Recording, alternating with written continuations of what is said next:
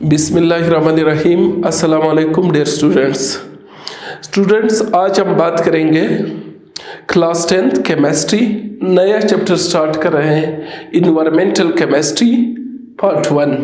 Part 1 में हम atmosphere पे बात करेंगे। इस चैप्टर में हमारा फोकस एटमॉस्फेयर पे होगा। So before going to discuss about atmosphere, ये आपको पता होना चाहिए कि जो हम ज़मीन पे रहते हैं, हमारी जो प्लेनेट है अर्थ, इसमें 4 जो है नेचुरल सिस्टम्स है। देयर आर 4 नेचुरल सिस्टम्स, जिसका आपको पता होना चाहिए, जो कि हमारी लाइफ को ज़मीन पे सपोर्ट करती है। There are 4 natural systems. वो कौन से 4 नेचुरल सिस्टम है? सबसे पहला जो है लिथोस्फीयर, दूसरा क्या है हाइड्रोस्फीयर, तीसरा क्या है एटमॉस्फेयर, और 5वां क्या है बायोस्फीयर।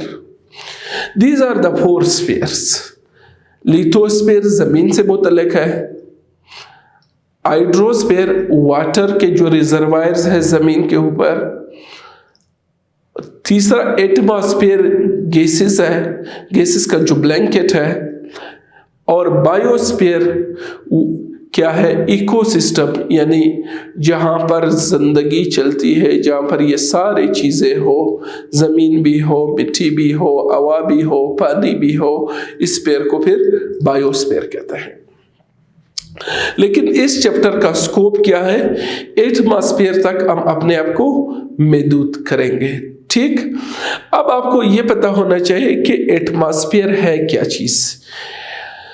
एटमॉस्फेयर जमीन का जो एटमॉस्फेयर है, जिसको एटमॉस्फेयर ऑफ द अर्थ जिसको कहते हैं, ये क्या है? ये एक लेयर है ऑफ गैसेस, और इनवेलप ऑफ गैसेस कह सकते हैं, जो कि हमारे इस प्लेनेट को, इस जमीन के सरफेस को कवर करती है और जिंदगी गुजारने में हमारी मदद करती है। ठीक, so atmosphere of the earth is the layer of the gases.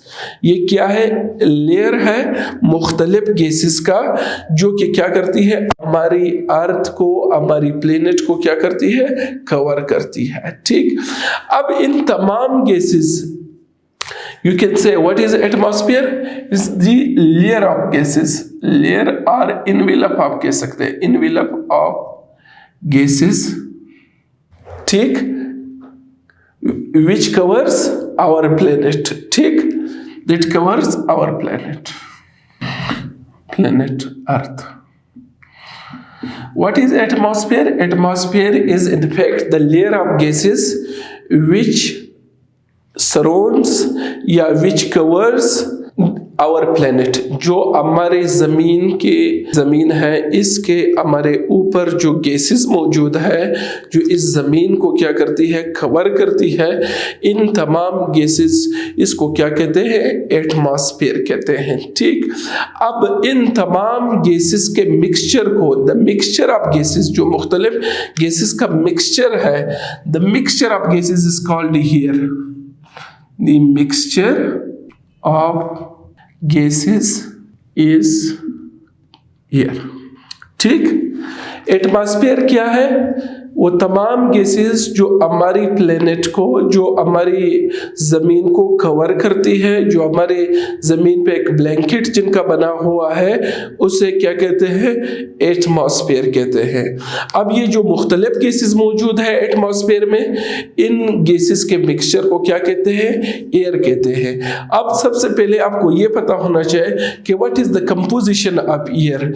Air की कंपोजिशन क्या है? एयर में कौन कौन से गैसेस मौजूद है जिसे हमारा एटमॉस्फेयर बनता है। ठीक, कंपोजिशन की जब हम बात करते हैं, कंपोजिशन ऑफ एयर, तो आपको पता है कि हवा में सबसे ज्यादा गैस कौन सा है? नाइट्रोजन। मैं लिखता हूं N2। नाइट्रोजन की एग्जैक्ट परसेंटेज हवा में है 78.09%। हवा में नाइट्रोजन 78.09% मौजूद है। ठीक, और दूसरे नंबर पर कौन सा गैस है? ऑक्सीजन। इसके एग्जैक्ट परसेंटेज वैसे हम आमतौर पे क्या कहते हैं 21%, लेकिन एग्जैक्ट परसेंटेज है 20.94%। ये दो हुए आपके हवा के मेन कॉन्स्टिट्यूएंट्स, नाइट्रोजन और ऑक्सीजन। नाइट्रोजन 78% से थोड़ा सा ज्यादा है और ऑक्सीजन तकरीबन 21%। ठीक, तो ये 99% ऑफ द एटमॉस्फेयर तो इन दोनों से बनता है। तीसरे नंबर पर जो गैस है उसको कहते हैं आर्गन। क्या है? आर्गन है। आर्गन की परसेंटेज 0.93%। कितनी परसेंट है? 0.93% आर्गन है एटमॉस्फेयर में। और कार्बन डाइऑक्साइड की परसेंटेज है 0.03%। सो दिस इज, ये क्या है? ये जो चार चीजें आपको बताए ये हवा के मेन कंपोनेंट्स है। हवा जो है, जो हम कहते हैं, ये मुख्तलिफ गैसेस का मिक्सचर है। Air is a mixture of different gases. वो डिफरेंट गैसेस क्या है? वो नाइट्रोजन है, ऑक्सीजन है, आर्गन है एंड कार्बन डाइऑक्साइड है। ये चार गैसेस क्या है? या इसके अलावा ट्रेस क्वांटिटी में और गैसेस भी हवा में मौजूद होते हैं। ठीक, लेकिन मेन कंस्टिट्यूएंट्स जो है वो हवा के ये हैं। इसके अलावा हवा में आपको पता है वाटर वेपर्स मौजूद होते हैं, लेकिन वो वाटर वेपर्स की जो कंसंट्रेशन है वो टेम्परेचर डिपेंडेंट है और प्लेस डिपेंडेंट है। कहीं पर ज़्यादा होती है, कहीं पे कम, टेम्परेचर से कम और ज़्यादा होती है, जिसे ह्यूमिडिटी का कंसेप्ट आता है, हवा में नमी का जो तनासुब है। तो अब आपको ये पता होना चाहिए कि एटमॉस्फेयर जो है वो क्या है? वो मुख्तलिफ गैसेस का एक मजमुआ है, एक मिक्सचर है जो कि ज़मीन पर लाइफ को सपोर्ट करती है। ठीक, अब ये maintaining of life on earth, atmosphere के बगैर तो जिंदगी जो है वो नामुमकिन है। ठीक, एटमॉस्फेयर के बहुत सारे एप्लीकेशंस हैं, लेकिन यहाँ हम उन पे बात नहीं करते हैं। यानी हम रिस्पायरेशन पर रिस्पायरेशन के लिए एटमॉस्फेयर पे डिपेंडेंट है। ठीक, हम वहाँ से ऑक्सीजन लेते हैं, खुदे वहाँ से कार्बन डाइऑक्साइड लेते हैं। ये हमारे लिए क्या करता है? एक थर्मो ब्लैंकेट का किरदार अदा करता है। यानी ज़मीन पर एक ऐसा टेम्परेचर एटमॉस्फेयर मेंटेन करता है जिसकी वजह से लिविंग ऑर्गेनिज्म ज़मीन पर रह सकती हैं। अगर ये एटमॉस्फेयर ना होता और सूरज के रेडिएशंस डायरेक्ट पड़ते तो it is impossible to survive on the surface of the earth. ठीक, इसके अलावा ये जो मुख्तलिफ हज़ार्डस रेडिएशंस होते हैं जो कि ख़तरनाक होते हैं ह्यूमन लाइफ के लिए या लिविंग ऑर्गेनिजम्स की लाइफ के लिए, तो एटमॉस्फेयर उनके लिए फिल्टर का किरदार अदा करता है। ठीक, तो ये चीज़ें आपको पता होनी चाहिए कि व्हाट इज एटमॉस्फेयर, क्या हुआ। एटमॉस्फेयर जो है वो एक लेयर है, एक इनवेलप है मुख्तलिफ गैसेस का, और इन गैसेस के मिक्सचर को हम एयर कहते हैं। और एयर की कंपोजिशन, एलिमेंटल या एयर में जो मुख्तलिफ गैसेस मौजूद हैं उनकी परसेंटेज हमने डिस्कस की। और फिर you know very well the applications of atmosphere. अच्छा, अब ये atmosphere is very important for us. ठीक, कि एटमॉस्फेयर जो है वो कितना अहम है। हम इसको मज़ीद स्टडी करने के लिए, एटमॉस्फेयर को मज़ीद देखने के लिए हम क्या करते हैं? हम एटमॉस्फेयर के मुख्तलिफ लेयर्स को देखते हैं कि ये जो एटमॉस्फेयर है जो ज़मीन से स्टार्ट होता है, ऊपर कितना जाता है, फिर आगे स्पेस शुरू हो जाती है जहाँ गैसेस ख़त्म हो जाते हैं। ठीक, या गैसेस की कंसंट्रेशन तो जैसे जैसे हम ऊपर जाते हैं गैसेस की कंसंट्रेशन कम होती जाती है ना। एक स्टेज आ जाता है जहाँ पर गैसेस की कंसंट्रेशन बिल्कुल ख़त्म हो जाती है, जिसको आप स्पेस कह सकते हैं। So let's talk about the layers of atmosphere. How many layers are there in atmosphere, अब इस पे बात करेंगे। ठीक, लेयर्स ऑफ एटमॉस्फेयर, जैसे मैंने आपको बताया कि as we go on upward, जैसे हम ऊपर जाते हैं गैसेस की कंसंट्रेशन कम होती जाती है। ठीक, जितने मतलब आपके पास इस नज़दीक एटमॉस्फेयर में है तो ऊपर उतना एटमॉस्फेयर में गैसेस का कंसंट्रेशन उतना नहीं रहता है। As you move upward what happens, the concentration of gases decreases. अब डेफिनेटली इससे एटमॉस्फेयर इन गैसेस की प्रेशर से एटमॉस्फेरिक प्रेशर वजूद में आता है। जैसे आप ऊपर जाते हैं गैसेस का प्रेशर भी क्या हो जाता है, वो एक ग्रेजुअल अंदाज में प्रेशर भी कम होता जाता है। यानी जो जमीन के नेरेस्ट हो वहां पर प्रेशर सबसे ज्यादा, जैसे जैसे आप ऊपर जाते हैं द प्रेशर ग्रेजुअली डिक्रीजेस। ठीक, एक स्टेज आ जाती है जहां पर प्रेशर खत्म ही हो जाता है, जहां गैसेस ना हो। ठीक, so this is the story of pressure कि वो एक ग्रेजुअल अंदाज में as you move upward what happens, the pressure decreases. But in case of temperature the case is quite different. Temperature ऐसा नहीं है कि जब आप ऊपर जाते हैं या तो बढ़ता है या कम होता है। जब आप ऊपर जाते हैं टेम्परेचर एक कम्प्लेक्स वे में इंक्रीज और डिक्रीज हो जाता है। कहीं से इंक्रीज हो जाता है, फिर कुछ ऊपर जाके डिक्रीज हो जाता है, फिर उसे ऊपर जाके इंक्रीज हो जाता है। So the temperature has a variable behaviour. वो एक ट्रेंड नहीं है कि हम कह सके कि ये बढ़ रहा है अल्टीट्यूड के साथ, बुलंदी के साथ ये बढ़ रहा है या कम हो रहा है। मतलब आप ये कह सकते हैं कि जो टेम्परेचर है ये टेम्परेचर की बुनियाद पर फिर हम एटमॉस्फेयर की को तकसीम करते हैं मुख्तलिफ जोनों में कि इस टेम्परेचर में इस रेंज में टेम्परेचर बढ़ रहा है, इस रेंज में टेम्परेचर घट रहा है और इस रेंज में टेम्परेचर इंक्रीज या डिक्रीज होता है। So based upon the variation in temperature, the atmosphere is divided into 4 layers. Atmosphere को कितने लेयर्स में तकसीम किया जाता है? 4 layers of atmosphere. 4 layers। जो सबसे पहला लेयर है उसको हम क्या कहते हैं? उसको कहते हैं ट्रोपोस्फेयर। अब यहां पर मैंने एक डायग्राम बनाया है पहले से। एज यू कैन सी, यहां पर आप पहले देखें ये एक ग्राफ की सूरत में है। ये इस साइड पर क्या है? टेम्परेचर है। क्या है? टेम्परेचर डिग्री सेंटीग्रेड में। इस तरफ टेम्परेचर बढ़ रहा। इस साइड पर क्या है? अल्टीट्यूड, बुलंदी। जैसे जैसे आप ऊपर जाते हैं बुलंदी बढ़ती जाती है। ठीक, इनके वैल्यूज ऐसे बढ़ रहे हैं। अब अगर आप इस रेंज को देखें, ये जो पहला रेंज है हमारे साथ, जिसको आप कह सकते हैं, जो पहला हमारे साथ आपने लिखा ट्रोपोस्फियर, ये तकरीबन 0 से लेकर 12 किलोमीटर तक, ये यानी यहां से लेकर जमीन के सरफेस से आप जब 12 किलोमीटर बुलंदी तक जाते हैं तो ये जो एरिया है ये कौन सा एरिया है? ये एटमॉस्फेयर का ये लेयर ट्रोपोस्फियर कहलाता है। सबसे जो निचला है, ठीक, यानी nearest to the surface of the earth क्या है? वो ट्रोपोस्फियर है। अच्छा, इसकी तो एल्टीट्यूड कितनी है? 0 से लेकर 12 किलोमीटर। और ये जो मैं किलोमीटर्स के हिसाब से आपको वैल्यूज बताता हूँ कि 12 किलोमीटर तक गए थे, ये कोई हार्ड एंड फास्ट नहीं है, ना कोई शार्प बाउंड्री वहां पर मौजूद है।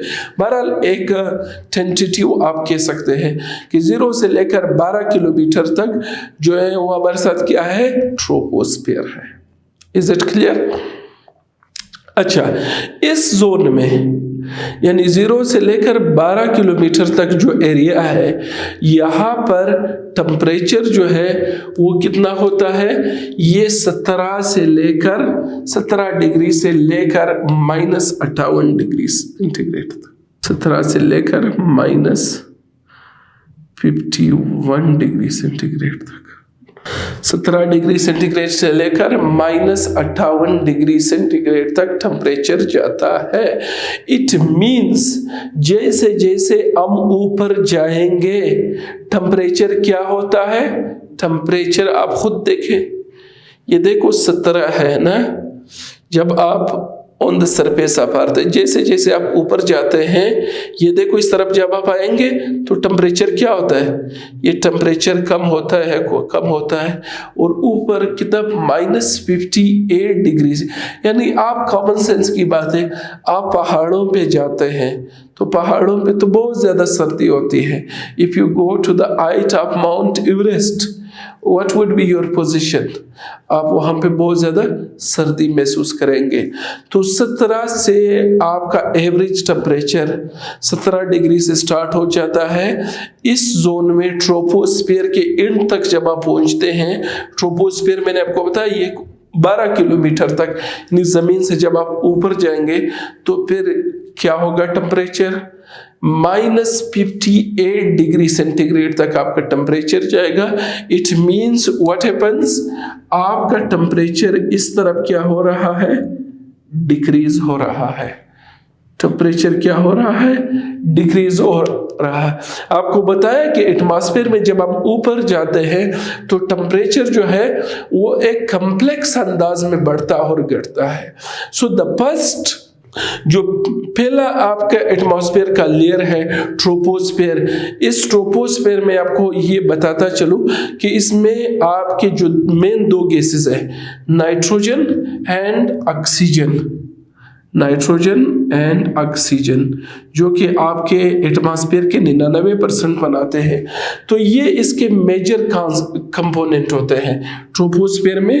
ये क्या है, मेजर कंस्टिट्यूएंट्स। नाइट्रोजन और ऑक्सीजन आपके मेजर कॉन्स्टिट्यूएंट्स होते हैं और ये क्या करते हैं, ये अहम रोल अदा करते हैं एटमॉस्फेयर के टेम्परेचर को, ये 2 गैसेस मेंटेन करने में अहम किरदार अदा करते हैं। ठीक, ये क्या करते हैं, नाइट्रोजन और ऑक्सीजन जो है, जब सूरज की रेडिएशन आती है, ज़मीन पे पड़ती है, जब वापस जाती है तो ये जो विजिबल लाइट है इनको जाने देता है, लेकिन इनके साथ जो IR रेडिएशंस होती है, इंफ्रारेड रेडिएशंस, ये इनको क्या कर लेती है, नाइट्रोजन और oxygen. IR radiations emitted by the earth is absorbed by nitrogen and oxygen, ये इनको क्या कर लेती है, जज़ब करती हैं और इसकी वजह से फिर वो क्या करती हैं, ज़मीन का टेम्परेचर ये मेंटेन रखते हैं। ठीक, so this a very important job this 2 gases nitrogen and oxygen are doing. यानी मतलब सूरज के रेडिएशन आए, ज़मीन पे पहुंचे, ज़मीन पर पहुंचने के बाद क्या होती है, ये वापस जब बाउंस बैक हो जाते हैं तो जो विजिबल लाइट है उसको नाइट्रोजन और ऑक्सीजन जाने देता है, लेकिन जो IR रेडिएशंस है उनको ये क्या कर लेते हैं, एब्जॉर्ब कर लेते हैं। एब्जॉर्ब करें, चूंकि रेडिएशंस है इनके साथ हीट एसोसिएटेड होता है, दैट इज व्हाई ये क्या कर लेते हैं, एटमॉस्फेयर को गर्म कर लेते हैं। इनको का टेम्परेचर एटमॉस्फेयर का इस तरीके से मेंटेन करते हैं। ठीक, लेकिन जैसे जैसे आप ऊपर जाते हैं, आप 12 किलोमीटर तक जब आप जाते हैं तो गैसेस की कंसंट्रेशन ऊपर क्या होती है, वो कम हो जाती है। तो वहाँ पर डेफिनेटली फिर जो आपकी एब्जॉर्ब्ड रेडिएशंस है वो भी कम होगी, तो टेम्परेचर जो है वो फिर वहाँ पर ज़्यादा होगा, क्योंकि वहाँ पर हीट जो है वो कम है और गैसेस कम है उनको एब्जॉर्ब करने में। ठीक, तकरीबन पर किलोमीटर जो है 6 डिग्री सेंटीग्रेड के टेम्परेचर का फर्क पड़ता है।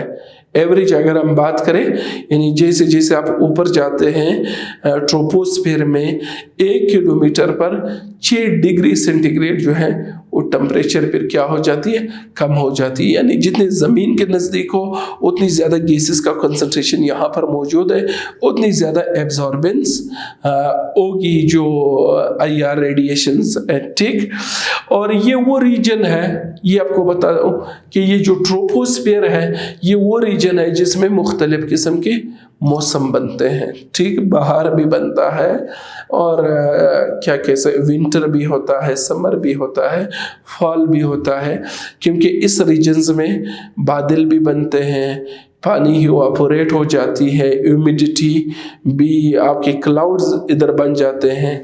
और ये इट्स वेरी इम्पॉर्टेंट, इसी रीजन में जो है परिंदे उड़ते हैं। तो ज़मीन जो ज़िंदगी है उसको सारा सपोर्ट जो है वो क्या है, ट्रोपोस्फेयर में मिलता है। तो अब तक हम ट्रोपोस्फेयर के बारे में क्या पढ़ चुके हैं? दो अवलों से हम इसकी डिवीजन करते हैं। 0 से लेकर 12 किलोमीटर तक आपका क्या है, ट्रोपोस्फेयर है। जमीन से लेकर 12 किलोमीटर ऊपर तक जाओ, आपका क्या है, ट्रोपोस्फेयर है। इसके मेन कॉन्स्टिट्यूएंट्स क्या है, ऑक्सीजन और नाइट्रोजन के दो गैसेस हैं, जिसे 99% एटमॉस्फेयर भी बनता है। ये क्या करते हैं, इनमें ये सलाहियत है कि जो मुख्तलिफ किस्म के रेडिएशन है, ख़ासकर IR रेडिएशन, ये इनको एब्जॉर्ब कर लेते हैं। एब्जॉर्ब करने से ये क्या कर लेते हैं, तो ये टेम्परेचर जो है वो on the surface of the अर्थ या अराउंड द अर्थ जो है वो मेंटेन रखा जा सकता है। जैसे जैसे आप ऊपर जाते हैं टेम्परेचर कम हो जाती है। तो हमने ये बात की है कि ट्रोपोस्फीयर ये जो रीजन है, इसमें जैसे जैसे आप ऊपर जाते हैं टेम्परेचर क्या हो जाती है, कम हो जाती है। और इसकी जो पीक वैल्यू है -58 डिग्री सेंटीग्रेड तक यहाँ टेम्परेचर पहुँच जाता है। ये जो ट्रोपोस्फीयर है ये ज़िंदगी गुजारने के लिए सबसे बेहतरीन है। यहाँ पर परिंदे भी उड़ते हैं, यहाँ जहाज़ भी उड़ते हैं, यहाँ पर क्या क्या नहीं होता है, रिस्पायरेशन भी इधर होता है, थर्मो ब्लैंकेट का किरदार भी ये अदा करते हैं। ठीक, यहाँ पर मुख्तलिफ मौसम भी बनते हैं, या क्लाउड्स आते हैं या बारिश होती है। So this is a very important reason of atmosphere. अगर इनके एप्लीकेशंस पे हम आ जाए तो ये एक बहुत तवील लिस्ट हो जाएगी। ठीक, तो चलो हम दूसरे लेयर की तरफ जाते हैं। जो दूसरा लेयर है हमारे साथ एटमॉस्फेयर का, वो क्या है, ट्रोपोस्फेयर के बाद स्ट्रेटोस्फेयर। अच्छा, स्ट्रेटोस्फेयर की ये फौरन ट्रोपोस्फेयर के बाद ही शुरू हो जाता है। सो हम कह सकते हैं कि ये 12 से लेकर 50 किलोमीटर तक, 12 से लेकर 50 किलोमीटर तक ये जोन जाता है। ठीक, अब ये देखो, ये यहाँ से ये ऐसे जाता है। अब यहाँ पर आप देख सकते हैं टेम्परेचर की हालत, टेम्परेचर क्या हो रही है, -58 से ये बढ़ रहा है, कहाँ तक गया, 2 डिग्री सेंटीग्रेड तक। -58 डिग्री सेंटीग्रेड से शुरू हो जाती है 2 डिग्री सेंटीग्रेड तक। यानी as we move upward, troposphere में नहीं, स्ट्रेटोस्फेयर में जैसे जैसे हम ऊपर जाते हैं तो हमारे साथ क्या है, टेम्परेचर बढ़ता जाता है। टेम्परेचर कहाँ तक पहुँचता है, 2 डिग्री सेंटीग्रेड तक इस रीजन में। पहले तो टेम्परेचर घट रहा था ट्रोपोस्फेयर में ऊपर, यहाँ पर फिर क्या है, टेम्परेचर बढ़ता है। अब इस जोन की अहम खसूसियत क्या है कि इस जोन में ओजोन लेयर मौजूद है। ओजोन आपको पता होना चाहिए कि ओजोन का फार्मूला क्या है, O3। क्या है, ओजोन। ये भी फिर 3 हिस्सों में डिवाइड करते हैं, lower stratosphere, mid stratosphere and upper stratosphere. ठीक, तो जो अपर स्ट्रेटोस्फीयर है हमारे साथ, यहाँ पर क्या होती है, जो ओजोन होता है, ओजोन का फार्मूला क्या है, O3। ठीक, अब O3 क्या है, ये रेडिएशंस जो है इसे O2 प्लस O, इसकी डिकम्पोजिशन होती है। ये अपर किस में, अपर स्ट्रेटोस्फीयर में ये होता है। ठीक है, अपर स्ट्रेटोस्फीयर। ठीक, इसलिए इस जोन को, इसका जो ऊपर वाला ये वाला जो जोन है इस वाले हिस्से में, ठीक है, ये 35 से ऊपर 50 तक, ये क्या है, अपर स्ट्रेटोस्फीयर। ये दरमियान में फिर क्या है, मिड स्ट्रेटोस्फीयर है। और ये 10 से 20 के दरमियान ये क्या है, ये लोअर जो है हमारे साथ स्ट्रेटोस्फीयर है। और इसके अलावा ये जो O3 है ना, ये तो अपर स्ट्रेटोस्फीयर में क्या हो जाती है, अपॉन एब्जॉर्बेंस दी, जब रेडिएशन ये एब्जॉर्ब कर लेती है तो इसकी डिकम्पोजिशन हो जाती है, डायटोमिक ऑक्सीजन और मोनोएटॉमिक ऑक्सीजन, यानी ऑक्सीजन और नेसेंट ऑक्सीजन बनते हैं। लेकिन मिड में ये वापस बनता है, मिड जोन में ये रिएक्शन होता है, इसे O3 बनता है। ठीक, तो यहाँ पर ओजोन की क्या है, एब्जॉर्बेंस की वजह से ये जो मुख्तलिफ रेडिएशन ओजोन एब्जॉर्ब कर लेता है, यहाँ पर टेम्परेचर क्या होता है, बढ़ता है। ठीक, तो ये रिएक्शन फिर कहाँ पर, ये आपको पता होना चाहिए, ये मिड स्ट्रेटोस्फीयर में होता है। सो मिड स्ट्रेटोस्फीयर क्या है, ये ओजोन फॉर्मेशन जोन भी है, और ये क्या है, ये ओजोन अपर वाला जो है वो ओजोन डिकम्पोजिशन स्फीयर है। ठीक, इसके अलावा जो है तीसरा इसमें लोअर स्ट्रेटोस्फीयर भी है ना, लोअर स्ट्रेटो, तो वहां पर ना ओजोन की फॉर्मेशन होती है ना ओजोन की डिकम्पोजिशन होती है। तो बहरहाल हम यहाँ पर ये कह सकते हैं अल्टीट्यूड की बुनियाद पे अगर हम बात करें 12 किलोमीटर से 50 किलोमीटर तक हमारे साथ क्या है, स्ट्रेटोस्फीयर है। ठीक, इसमें डेफिनेटली ऑक्सीजन और नाइट्रोजन तो मौजूद होंगे, लेकिन इस में मेन कॉन्स्टिट्यूएंट जो एक अहम चीज आती है वो क्या आती है, वो ओजोन आती है स्ट्रेटोस्फीयर में। ठीक, और इसमें आपको ये टेम्परेचर को अगर हम देखें, द टेम्परेचर क्या होता है, वो बढ़ता है, -58 डिग्री से ये बढ़ता है, 2 डिग्री सेंटीग्रेड तक टेम्परेचर जाता है। ठीक, तो टेम्परेचर बढ़ने की बुनियादी वजह क्या है, यहाँ पर ओजोन मौजूद है। ओजोन आपको पता है, ओजोन में ये सलाहियत है कि ये जो हार्मफुल रेडिएशंस सूरज से आते हैं वो ओजोन जो है उनको रोकता है, उनको क्या कर लेता है, कंट्रोल कर लेता है। सो ozone is a very important thing for sustaining life on the surface of the अर्थ। जमीन पर जिंदगी गुजारने के लिए ओजोन का होना बहुत जरूरी है, अदरवाइज ओजोन ना हुआ तो वो हार्मफुल रेडिएशन जो है वो डायरेक्ट पहुंचेंगे ट्रोपोस्फीयर में, जहां हम जिंदगी गुजारते हैं, जहां दूसरे लिविंग ऑर्गेनिज्म जिंदगी गुजारते हैं, फिर उनकी जिंदगी खतरे में रहेगी। सो ओजोन क्या है, इट एब्जॉर्ब्स हार्मफुल रेडिएशन, जो खतरनाक किस्म के रेडिएशन है वो ओजोन उसको एब्जॉर्ब कर लेता है। टेम्परेचर की इस जोन में ये ट्रेंड है, इट इंक्रीजेस, इसमें तो डिक्रीज हो रहा था, यहां पर टेम्परेचर क्या है, इंक्रीज हो रहा है। ठीक, सो ये हमारे साथ हुआ स्ट्रेटोस्फीयर। अब जब हम बात करते हैं तीसरा हमारे साथ क्या है, मीजोस्फीयर। अब जब ये 50 किलोमीटर तक ये आ गया तो हम ये कह सकते हैं कि ये जो जोन है ये 50 से 85 किलोमीटर तक इसका क्या है, अल्टीट्यूड है, यानी ऊपर जमीन से ऊपर जाओ, 50 किलोमीटर से गिनती शुरू करो 85 किलोमीटर तक। ये जो जोन है इसको, यानी यहाँ से 50 से शुरू होके यहाँ तक, ये जोन हमारे साथ क्या है, ये जोन है मीजोस्फीयर। ठीक, मीजो, इसको आप in other words coldest zone भी कह सकते हैं। क्या है, ठंडा। यहाँ पर टेम्परेचर की क्या ट्रेंड है, यहाँ तक तो 2 डिग्री तक तो पहुंच जाता है, यहाँ वापस टेम्परेचर क्या हो जाता है, टेम्परेचर बढ़ना शुरू हो जाता है। अब टेम्परेचर क्यों बढ़ता है, पहली बात तो यह है कि जब हम जमीन से ऊपर जाते हैं तो गैसेस की कंसंट्रेशन तो ग्रेजुअली क्या हो रही है, कम हो रही है। अब ये इतना ऊपर है, 50 किलोमीटर से ऊपर हम बात कर रहे हैं, तो 50 किलोमीटर से ऊपर हमारे साथ ऑक्सीजन और नाइट्रोजन की भी बहुत कम कंसंट्रेशन इस जोन में रहती है। ठीक, तो अब यहाँ पर जो क्या कहते हैं, जो रेडिएशंस है उनको एब्जॉर्ब करने वाला कोई ख़ास नहीं है, लिहाजा ये हमारे साथ क्या है, इसको आप एक हिसाब से कोल्डेस्ट जोन भी कह सकते हैं। इसमें क्या होता है, टेम्परेचर जो है वो 2 डिग्री सेंटीग्रेड से टेम्परेचर स्टार्ट हो जाता है और ये -93 डिग्री सेंटीग्रेड तक पहुंच जाता है।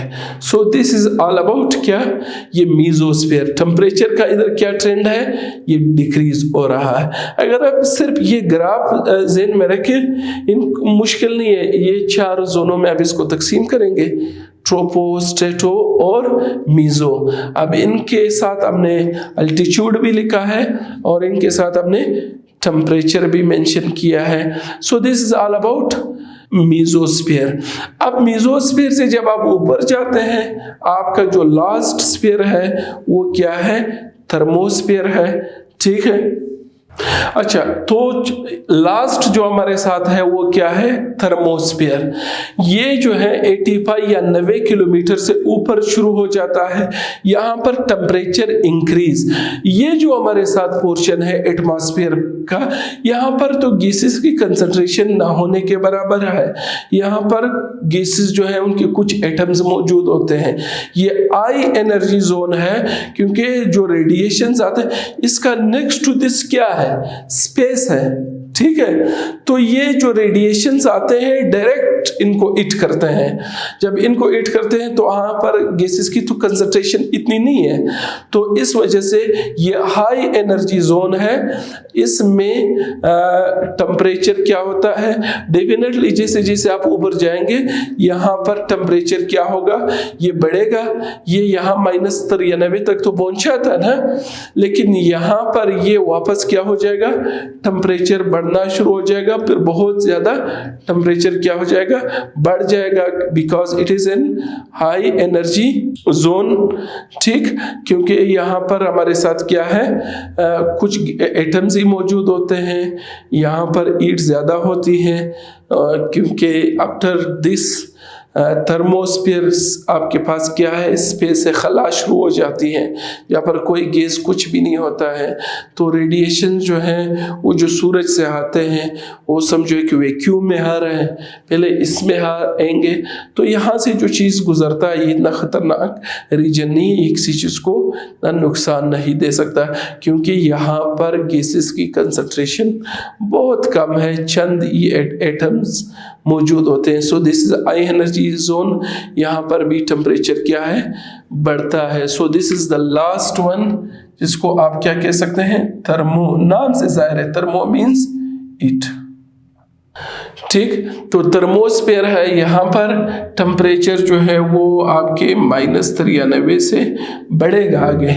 ठीक है, जहाँ आपने मीजोस्फीयर में इतना पहुंचाया था, तो यहाँ पर ये वापस क्या करेगा, टेम्परेचर जो है वो इस से बढ़ेगा और फिर आगे बहुत ज़्यादा हो जाएगा। ठीक, so you can see the temperature increases. ठीक, तो अब तक हम क्या पढ़ चुके हैं इस क्लास में, हमने एटमॉस्फेयर के बारे में स्टार्ट किया था। तो सबसे पहले स्टोरी का आपको इस तरह पता होना चाहिए कि जो हमारी ज़मीन है, जो हमारी अर्थ है, उसमें 4 नेचुरल सिस्टम्स हैं।